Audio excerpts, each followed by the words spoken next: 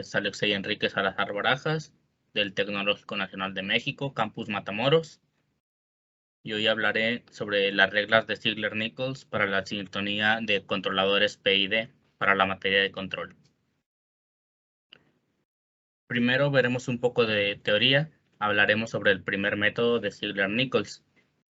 Para poder efectuar este método, requerimos de que la curva o la respuesta para la entrada de escalón unitario tenga una forma de S, como lo puede ser la que se observa en la figura 8.3, que se encuentra en la diapositiva.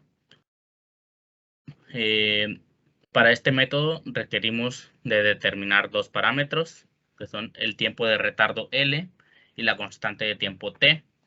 Estos dos parámetros se obtienen al trazar una tangente en el punto de inflexión. Posteriormente, ya que tenemos los valores tanto de T como de L, reemplazaremos sus valores en las fórmulas que nos dieron Ziegler-Nichols para este primer método, que son los que se observan aquí en la tabla 8.1.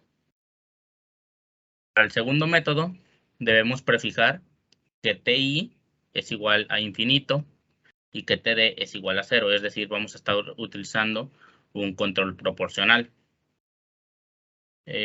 Después vamos a estar incrementando la ganancia Kp, que va a ir hasta un valor crítico KCR, que se va a encontrar en el lugar de las raíces, va a ser la ganancia del polo justamente en donde cruza por el eje imaginario. Esto va a hacer que nuestra respuesta presente oscilaciones sostenidas. Si esto no se da, este método no es posible.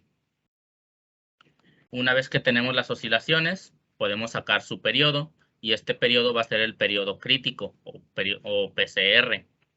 Y al igual que con el método anterior, una vez que conocemos KCR, que es la ganancia crítica, y PCR, que es el periodo crítico, solo queda sustituir en las ecuaciones que nos da Ziegler-Nichols en esta tabla, para Kp, para Ti y para Td. Ahora veremos un ejemplo práctico utilizando la función de transferencia g de s igual a 1 sobre s cúbica más 12s cuadrada más 39s más 28.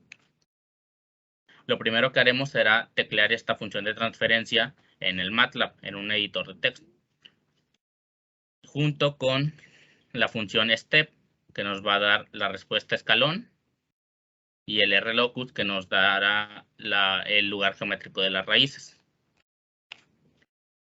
Es decir, estas dos gráficas que podemos observar aquí.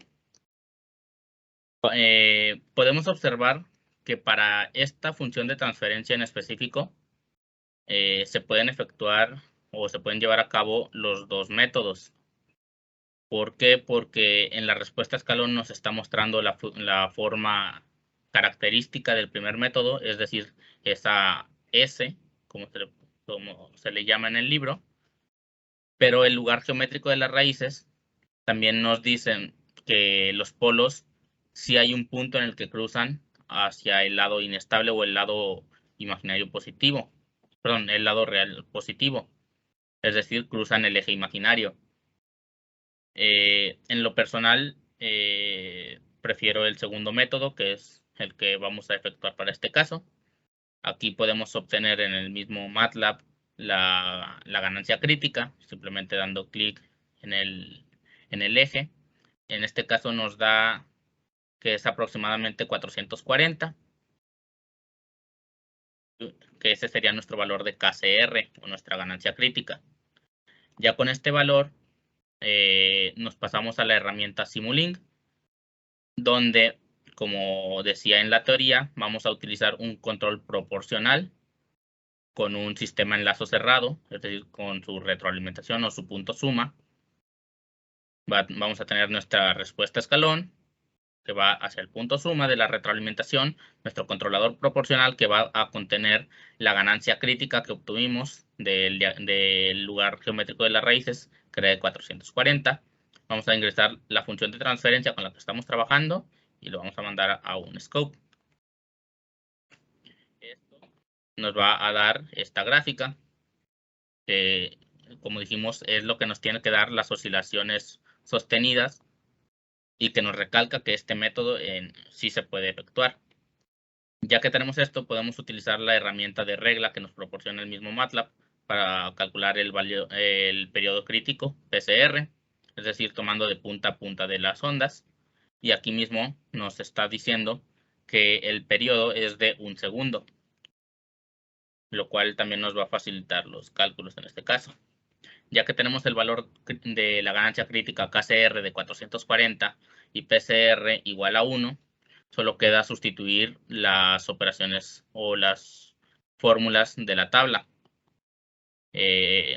Ya haciendo o saltándonos la parte matemática de esto, que es únicamente sustituir valores, ya tenemos aquí los resultados finales. Estos resultados que se muestran en la tabla, solamente los vamos a ingresar en los otros controladores, tanto el proporcional, proporcional integral y proporcional integral derivativo, como correspondan, lo cual nos va a quedar un diagrama parecido a este, que lo vamos a estar mandando a un mismo scope para poder llevar a cabo una comparación de ellos. ¿Para qué nos va a servir esta comparación? Esta comparación nos va a estar sirviendo para determinar cuál es el controlador que mejor queda para el caso de la función de transferencia. En este caso, podemos ver en la visualización de abajo que el controlador que mejor se desempeña para este caso es el proporcional integral derivativo, o PID. ¿Por qué? Porque podemos ver que en la respuesta azul, que corresponde al proporcional o el controlador P, ni siquiera tiende a estabilizarse al 1 o a la respuesta unitaria, mientras que el proporcional integral sí tiende a estabilizarse en la respuesta unitaria, pero tarda mucho más que el proporcional integral derivativo y su pico es mucho más alto.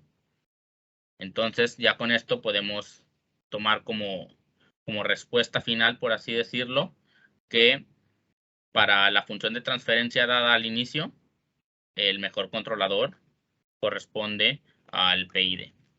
Muchas gracias.